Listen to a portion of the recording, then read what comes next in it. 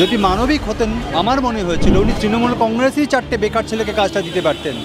পশ্চিমবঙ্গের মানুষ, একটা বড় অংশের মানুষ, তারা ভয়ে হোক লোভে হোক মাথা নিচু করে মেরুদণ্ড পুজো করে বেঁচে আছে। প্রায় 22 লক্ষ পরিযায়ী শ্রমিক আছে, বাইরে কাজ করে, আনঅফিসিয়ালি কাগজে দেখি 50 লক্ষ। তার মানে রাজ্য সরকার তাদের কাজ দিতে পারে না। এরা কিন্তু কেউ বাইরে এই 2 লাখ 5 লাখের কাজ করতে যায়নি। যে আর্থিক অবস্থা, তাতে যে উদ্ধত্তের সঙ্গে বিভিন্ন মেলা খেলায় টাকা ছড়িয়ে বেড়াচ্ছেন, সেটা কোনোভাবেই মানে সমর্থনযোগ্য নয়। কোনোভাবে দেখে শিক্ষা মানে তো শুধু ডক্টরেট হওয়া মানেই শিক্ষিত নয়, অপরাধীর শাস্তি হয় না, বরং যারা তাকে প্রশ্ন করার সাহস দেখায় তাদের শাস্তি হয়ে যায়। যদি যুক্তি দিয়ে কোনো প্রশ্নের উত্তর না দেন তাহলে বুঝতে হবে তার কাছে উত্তর নেই। এই সরকারের নেতা মন্ত্রীরা বিধায়করা যখন লক্ষ লক্ষ টাকা মাইনে নেয় এবং তারা প্রায় কেউ কিছুই কাজ করে না, তার কারণ তারা বলেন যা করেন সব নাকি মাননীয় মুখ্যমন্ত্রী করেন। একটা ঘটনা দিয়ে বিচার করা যায় না। আমি শুধু একটাই কথা বলবো, যে এই সরকার যখন সরকারে আসেনি, এই মাননীয় মুখ্যমন্ত্রী যখন রেলমন্ত্রী ছিলেন, সেই রেলের কমিটিতে যাদের বসিয়েছিলেন তারা সবাই ওই আন্দোলনে, সিঙ্গুর নন্দীগ্রাম আন্দোলনে ওনার পাশে ছিলেন, এই যোগ্যতায় বসিয়েছিলেন রেলের কমিটিগুলোতে, এবং সেটা পেড। যদি মানবিক হতেন আমার মনে হয়েছিল উনি তৃণমূল কংগ্রেসই 4টে বেকার ছেলেকে কাজটা দিতে পারতেন, এই সো-কল্ড বুদ্ধিজীবীদের না দিয়ে। তারা একটা মানুষের অ্যাঙ্গেল ওখান থেকে বোঝা যায় যে সে মানবিক নাকি মানবিকতার ভান করেন। একজন কৃষক যখন সারের দাম জিজ্ঞেস করে, কোনো কথা না শুনে তাকে পুলিশকে দিয়ে অ্যারেস্ট করে দেওয়াটার মধ্যে এই স্বৈরতান্ত্রিক চিহ্ন লুকিয়েছিল, স্বৈরতান্ত্রিকতার চিহ্ন লুকিয়েছিল, ইঙ্গিত লুকিয়েছিল। এটা কলেজে পড়া মেয়ে একটা সামান্য প্রশ্ন করার জন্য তাকে মাওবাদী বলে মঞ্চ থেকে মঞ্চে ছেড়ে উঠে যাওয়া, এই প্রত্যেকটা ঘটনার মধ্যে ইঙ্গিত ছিল। এটা নতুন কোনো ঘটনা নয়, এবং যে কোনো ঘটনায় এই যে একটা অ্যাঙ্গেল সেট করে দেওয়া প্রথমেই প্রশাসনের হাত পা বাঁধা হয়ে যায়। তাই আপনি যদি আমাকে মানুষ হিসেবে বিচার করতে বলেন, মন্ত্রী মুখ্যমন্ত্রী মাননীয় সব বাদ দিয়ে, তাহলে বলবো যে একজন মানুষকে আমরা যে জিনিসগুলো দেখলে বুঝি যে তিনি খুব আন্তরিকভাবে একটা মানুষের ভালো করতে চাইছেন, খুব দুঃখের সঙ্গে বলছি আমি সেটা দেখতে পাই না। এবং এই মুহূর্তে আর এই রাজ্যের যে আর্থিক অবস্থা, তাতে যে উদ্ধত্তের সঙ্গে বিভিন্ন মেলা খেলায় টাকা ছড়িয়ে বেড়াচ্ছেন, সেটা কোনোভাবেই মানে সমর্থনযোগ্য নয়। অন্যভাবে দেখে শিক্ষা মানে তো শুধু ডক্টরেট হওয়া মানেই শিক্ষিত নয়। যদি উনি এটা হতেন, আমি যদি উনি হতেন না, তাহলেও শিক্ষা নিয়ে প্রশ্ন আসবে। এবং বিশেষ করে এই আপনি সন্দীপ ঘোষ থেকে শুরু করে যাদের নামগুলো আসছে, যারা সবাই কোট আনকোট শিক্ষিত। আমার কাছে অনেক বড় বিষয় হচ্ছে একটা মানুষের ইন্টিগ্রিটি, তার সমাজের প্রতি, প্রতিবেশীর প্রতি, তার কাজের প্রতি। সেই ইন্টিগ্রিটি থাকলে কোনো প্রশাসনের মাথায় থেকে কেউ নিজের সরকারকে নিজে বই লিখে নিজের সরকারকে সে বই কিনতে বাধ্য করতে পারে না। এগুলো অনৈতিক আচরণ। পশ্চিমবঙ্গের দুর্ভাগ্য, পশ্চিমবঙ্গের মানুষ, একটা বড় অংশের মানুষ, তারা ভয়ে হোক লোভে হোক মাথা নিচু করে মেরুদণ্ড পুজো করে বেঁচে আছে।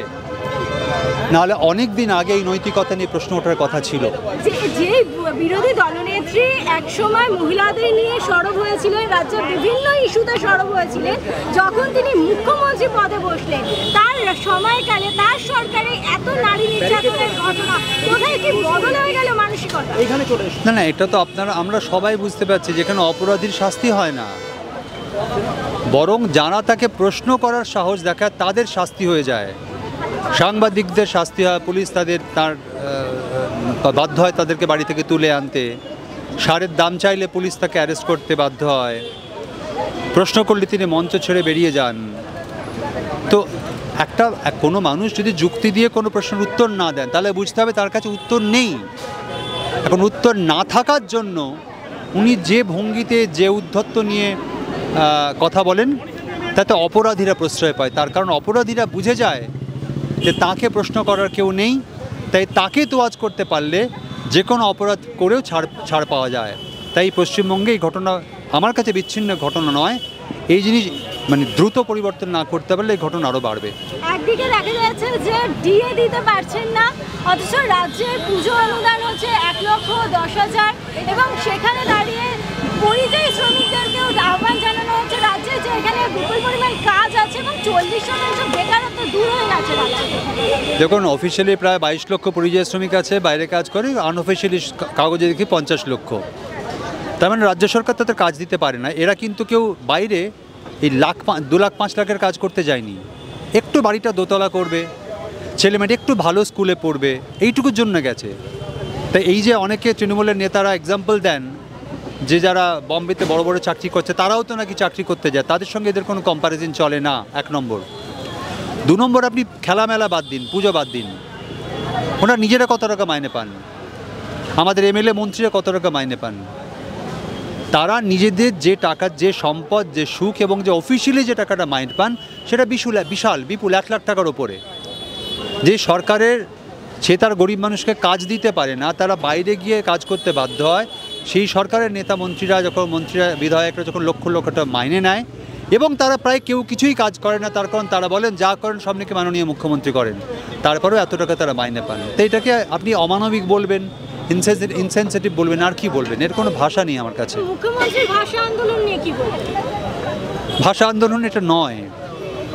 যারা মার খাচ্ছেন অন্য রাজ্যে তারা গরিব মানুষ, যারা দিল্লি বম্বেতে আইটিতে চাকরি করে তারা মার খাচ্ছে। কেউ দেখাতে পারবেন কোনো বাঙালি আইটিতে চাকরি করছে তাদেরকে গিয়ে পুলিশ অ্যারেস্ট করছে? না। আমি তো মনে করছি এটা সবটা এরা তৈরি করেছে।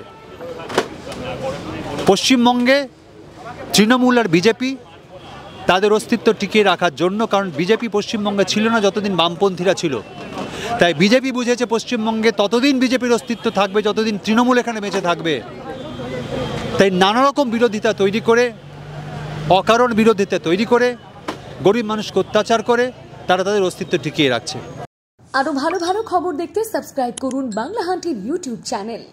বাংলা হান্টের আরো খবর দেখতে নজর রাখুন। বাংলা খবর মানেই বাংলা হান্ট।